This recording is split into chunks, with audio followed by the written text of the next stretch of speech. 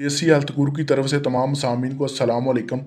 नाज़रीन, आज पहले की तरह तमाम भाइयों की खिदमत में एक बहुत ही लाजवाब और जनाब असरकुन तलाक का नुस्खा लेकर पेश हुआ हूँ। ये खुसूसन उन भाइयों उन लोगों के लिए है जो चाहते हैं कि हमारा नफस हबशियों की तरह बिल्कुल लंबा मोटा और जनाब जो है पावरफुल हो जाए, टाइटनस उसमें आ जाए।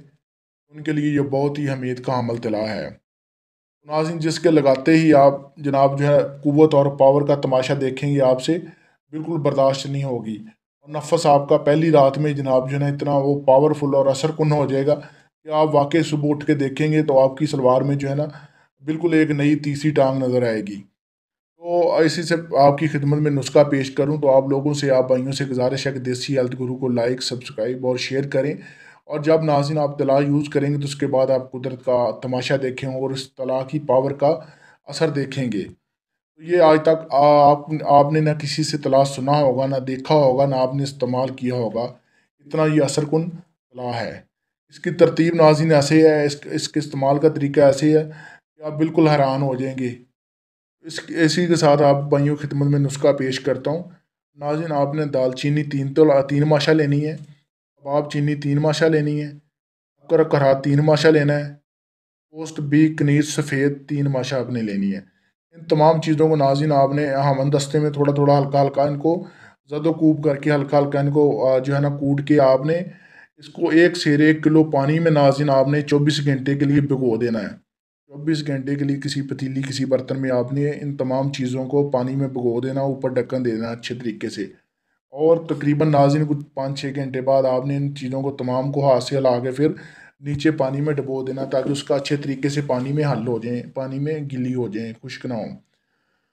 जब ये नाज़रीन 24 घंटे पड़ी रहती हैं तो उसके बाद आपने इस पानी को जोश देना है। जब पानी तकरीबन पाव भर रह जाए तो आपने अच्छे तरीके से तला को, इस पानी को अच्छे तरीके से आपने छान के ठंडा कर लेना है और जो फालतू मवाद है, फासद मवाद है, आपने उसको फेंक देना है।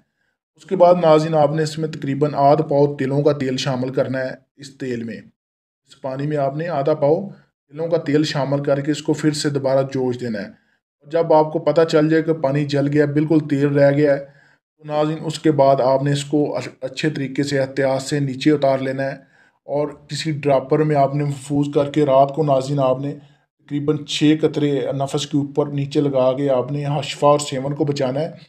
इसको आपने अच्छे तरीके से इस्तेमाल करना है और नाज़रीन इस्तेमाल के बाद रात को आपने खुसूसन इस्तेमाल करना है।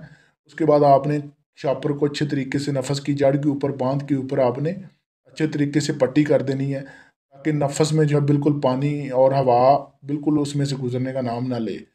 और इससे आपके नफस से नाज़रीन इतना पसीना और इतना फासला बवाल निकलेगा कि आपके नफस जो है बिल्कुल पहले की तरह शियार और चलाक हो जाएगा और हम बिस्तरी के काबिल हो जाएगा।